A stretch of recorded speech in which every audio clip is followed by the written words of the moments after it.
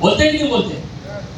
फिर एक व्यक्ति बोलता है सर ऐसे कैसे भागी, आज 7.5 साल हो गए कंपनी को, ऐसे कैसे भाग जाती है? नहीं, ये उसका डाउट है सर, और वो क्लियर करने का हमारा फर्ज है।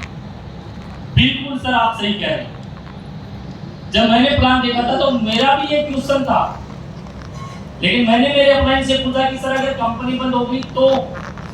फिर मेरे अपलाइन ने बताया, यानी कि तर्क है, फिर मेरे अपलाइन ने बताया कि कौन सी कंपनियां बंद होती हैं, कौन सी कंपनियां भागती हैं जिनका कोई खुद का प्रोडक्ट नहीं होता, जिनके खुद का कोई ऑफिस नहीं होता, जो इन्वेस्टमेंट कंपनियां होती हैं, जो इतना पैसा लगाओ इतना वापस मिलेगा, जो हर महीने सैलरी मिलेगी, ऐसी कंपनियों का सर कोई फ्यूचर नहीं होता।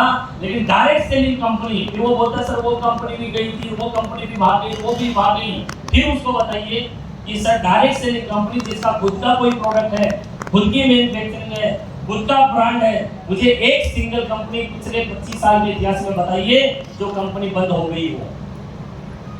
2-4 कंपनियों का नाम देगा तो वो कंपनियां डायरेक्ट सेलिंग में नहीं है। पहली बात, उनका खुद का प्रोडक्ट नहीं है, खुद का कोई ब्रांड नहीं है। कोई अगर इधर से प्रोडक्ट ले रहा है, इधर दे रहा है, कभी भी बंद कर दिया, उसको क्या किया? फिर हमारी कंपनी क्यों बंद नहीं होगी, उसका रीजन बताइए। पहली बात सर, डायरेक्ट सेलिंग के गाइडलाइन बन चुकी है। पहले रूल रेगुलेशन नहीं थे, आज रूल लागू हो गए हैं, इसलिए मजबूत हो गई है डायरेक्ट सेलिंग इंडस्ट्री। दूसरी बात, हमारी कंपनी कामयाब लोगों को बनाने के लिए आई है, इसलिए हमारी कंपनी ने स्टार्टिंग के अंदर ही प्रोडक्ट की मैन्युफैक्चरिंग खुद ही लगाई।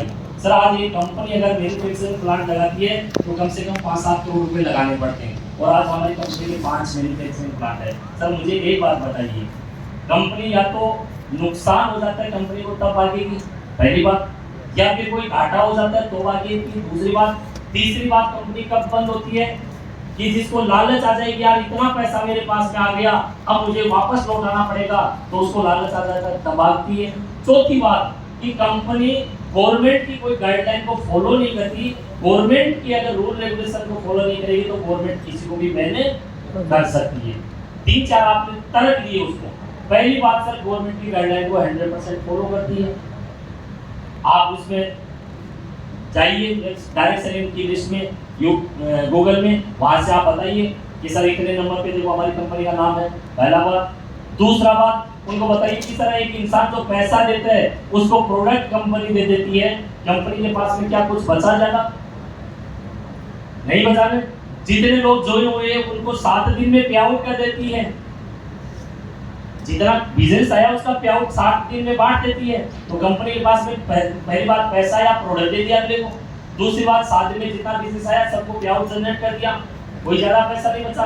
फिर भी अगर ये मान लेते कि आपको डाउट है कि कंपनी बंद हो गई तो जो कंपनी सर आज 5 मैन्युफैक्चरिंग प्लांट लगाकर करोड़ों की फैक्ट्रियां लगाकर बैठी है, क्या वो भागने के लिए आई है या बिजनेस करने के लिए आई है?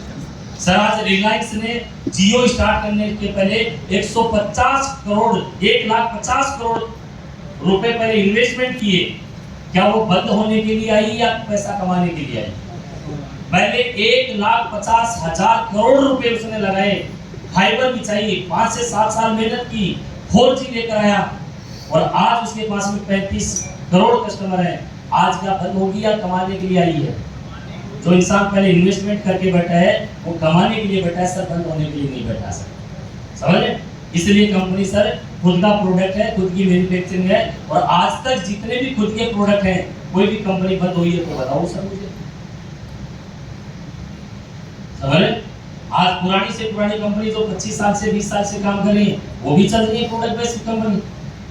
जिसका प्रोडक्ट खुद का नहीं है वो बंद हो सकता है, जो इन्वेस्टमेंट करते हैं वो कंपनी बंद हो सकती है, और वो डायरेक्ट सेलिंग नहीं है सर, वो रूल रेगुलेशन से बाहर है। हमारी company pure direct selling company है। बता सकते हैं नहीं बता सकते सर? डरने की कोई बात नहीं, कंपनी आप तो भागने की बात कर रहे हैं, कंपनी तो दौड़ रही है पिछले 7.5 साल के अंदर।